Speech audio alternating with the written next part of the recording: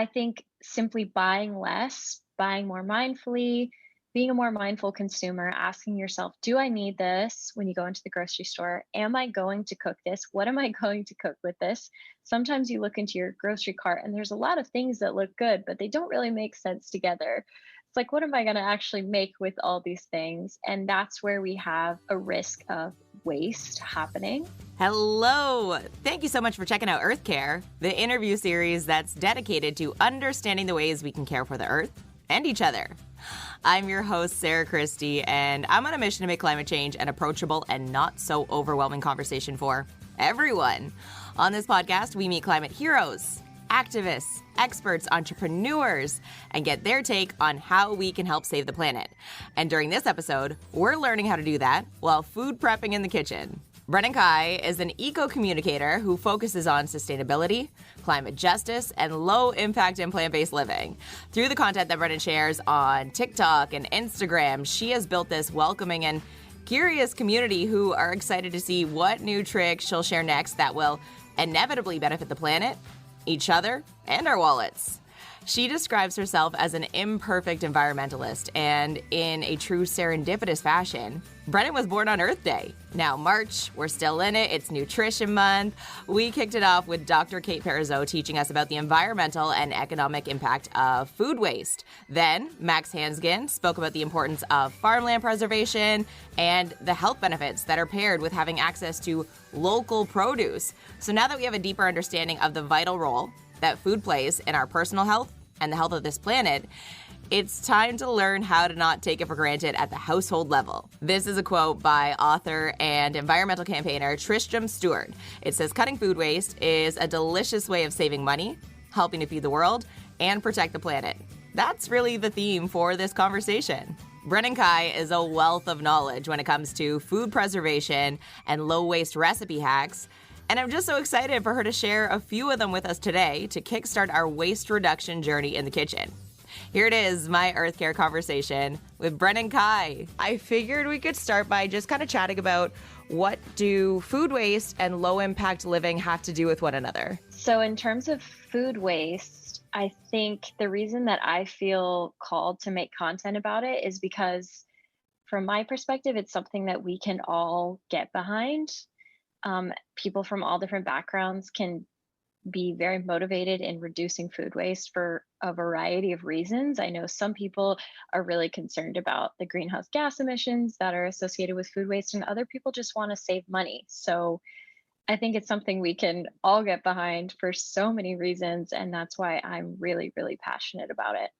Right. There's different angles you can pull from. So, no matter what your drive is, there's something there for you. Something that I've been learning a lot about recently, and your work has played such a big role in that. But it was also such an aha moment in this time of inflation is how much food we waste that could have actually been eaten. So what are some examples of like upcycling food or, repurposing? You have that wonderful segment called Cooking with Garbage. So I figured you could share some examples. There's so many different ways that you can eat garbage. I mean, I do have an entire series on it, so it's hard to choose just one, but I would say like the most wasted food I think at the household level is probably greens, lettuce in people's fridge. It kind of tends to wilt or go bad pretty quick. So a really easy way to use up wilted greens is just to throw them in the freezer and then add them to your smoothie or add them to your next cooked dish. When you have them in your freezer, you don't really have such a quick timeline and in which they need to be used up. Or you can always add them to a cooked dish. Like I like to add them to pasta with pesto or something so that they just kind of get cooked down anyways and the texture is not as important. But overall, we really have so much misinformation surrounding food freshness, and we could really be extending the life of our food a lot more.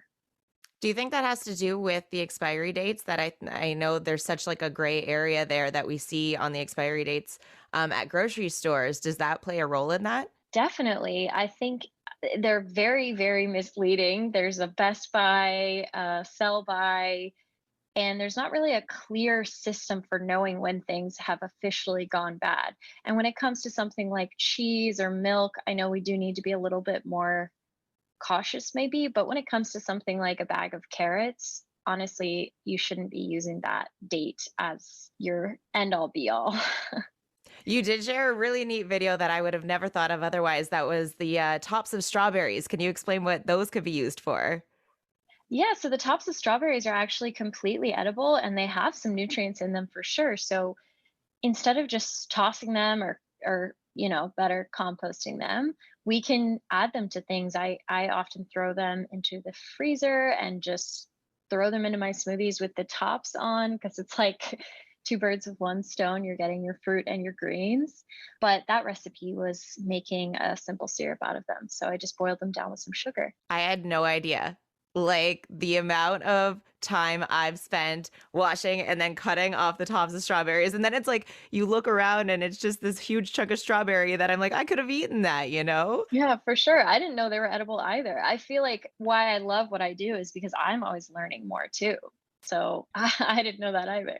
That's part of this, though. I think if as long as you keep your mind open, then you never know. I mean, it's just a world of opportunity, really. So another great trick that you shared was again gonna save you money. It's gonna help avoid food waste. Is cooking and checking what's in your cabinets before you cook for the week. Can you just speak to what that might look like for someone, who's completely new to reducing food waste? Right. So I actually even posted a video about that just a few hours ago too, because it's a principle that I've really incorporated into my life. Just this idea that we feel like we have quote unquote nothing to eat when the reality is that you probably have a few things. And what you can do is make a list of those things. Like today, I had some rice and some kimchi and like some random seaweed snacks and some soy sauce. And I just made a little bowl out of it. And it wasn't gourmet, but it was delicious and it got the job done. And instead of going to the grocery store and spending more money on food and then forgetting even longer about the stuff that I already had, I was able to use it up. So that's something that we can really take into account when we're going to the store. I think it's really helpful to plan meals around what we already have. So if I have rice and I have beans, then okay, let's make burritos, something like that. It's a lot easier. And in these times of inflation, as you mentioned, it can be really helpful in terms of saving a lot of money. So I don't think anyone could be against that. Right. It's going to make your trip to the grocery store shorter. Like, all in all, this sounds like a big win win. So, why not at least give it a try? You have shared wonderful ideas and tricks on preserving food in your fridge as well, like little hacks to just make the food last longer, which, there's nothing more upsetting than opening your fridge, a couple days after going grocery shopping and realizing the lettuce has gone brown or things like that. Can you share any of the tricks that you had shared online about preserving some of the produce in your fridge? So storing produce is huge because it can help us extend the life of what we buy for so much longer. I mean, there's so many different hacks. My personal favorite is storing certain things in water in the fridge. So I store all of my lemons, limes, and other citrus in submerged in water in the fridge. It helps them last a lot longer. I store things like carrots and celery in water. It keeps them crispy for a really long time. So that is very helpful. Keeping greens unwashed until it's time to eat because they'll wilt faster if they're wet in the fridge. And I keep them in a container with a dry towel, like paper towel or Swedish dishcloth or something like that. That helps the greens last a lot longer. But you're going to have to stop me because I have so many. Lemons and limes and water. I've never heard that before. I literally have some in the fridge right now, but they're just sitting like, why? I had no idea. Go put them in water. Yeah, if we just hold this interview for a minute, I have Yes, some go business do to it. take care of. Where did your journey with sustainability begin? I was raised in a tiny beach town in Florida, and my parents were definitely environmentally aware. And I was actually born on Earth Day, which was unplanned, I'm told. So it sort of worked out that way. But growing up near the ocean, specifically in Florida, which is a state so vulnerable to climate change, and being a very naturally outdoorsy person, it definitely opens your eyes to what's at risk here and what is already happening. So I became really, really invested pretty quickly. And then over time, just it was really a big part of my life. So I almost went a little bit too extreme there for a bit. And now I try to take more of an approach that's a little bit more laid back and realistic. And I'm pretty happy with that. No, I love that. And I think that's kind of a perfect way to segue into my final question because this is such an open conversation about learning. There's room for everyone when it comes to doing a solid for our planet, right? And trying to take a step towards helping climate change mitigation. Or so if someone is completely new to this concept and they're feeling like a little overwhelmed, like this is all, new information, what would be your advice to going back to the drawing board and chipping away at reducing their food waste? Wow, that's a great question. I want my content to always reflect just people in different areas of this journey because I sometimes make videos for really advanced people who are really into this that are complicated vegetable fermentation recipes, and then I make more simple recipes. So I want to meet everybody exactly where they are, and I want to be sure that people know that it's okay to not know what you're doing because we weren't taught any of this. Most of us weren't. This is a very hyper consumerist society that we live in. And I think the first step you can take in reducing food waste and reducing waste in general is doing our best to unlearn that mentality, that more way of thinking that we have, especially here in the States. I think simply buying less, buying more mindfully, being a more mindful consumer, asking yourself, do I need this when you go into the grocery store? Am I going to cook this? What am I going to cook with this? Sometimes you look into your grocery cart and there's a lot of things that look good, but they don't really make sense together. It's like, what am I going to actually make with all these things? And that's where we have a risk of waste happening. So it's very helpful to be more mindful. It also helps you save a lot more money to kind of plan what you're going to eat and just be more of a mindful shopper. 100%. Thank you. I love that. And if you do have the time to really learn about cooking selfishly, it's a fun creative challenge to look at your cabinets and you end up trying new recipes, you end up learning about foods in such a different way and it kind of makes you more connected to your food in a sense, don't you think? Right. I actually love it to a very abnormal extent. Like I have so much fun coming up with these recipes. I really enjoy it so much. So I think it's really fun to get into your kitchen and get creative. There are lots of websites where you can put in exactly what you have and then it spits out recipes and tells you exactly what you need. And then you can go to the grocery store and get, I don't know, 3 things versus 20 and Right. make something really good that you maybe wouldn't have normally made. I think so many of us maybe didn't learn to cook or are kind of teaching ourselves. I know that I never really got a formal cooking education.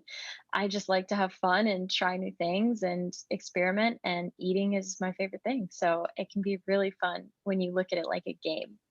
Well, thank you for everything that you share online and putting the TLC that you do into it to help educate us. And thank you so much for sharing your time with Earth Care. It was such a pleasure to chat with you and meet you. Thank you so much. I'm so grateful for what you do too. This is my favorite medium. I love podcasts. So I'm really grateful to know that there are great sustainability minded podcasts like yours. Thank you so much for checking out that episode of Earth Care and letting this podcast be a part of your day. Since you made it this far, here's a little sneak peek into the conversation we're having next week. The other thing, though, that is a deep-rooted problem is that the media is sponsored by advertising, and advertising is telling us to buy, while the planet goes buy, right? You can't actually fundamentally have a model of mass and intense consumerism brought to you by mass intense consumerism.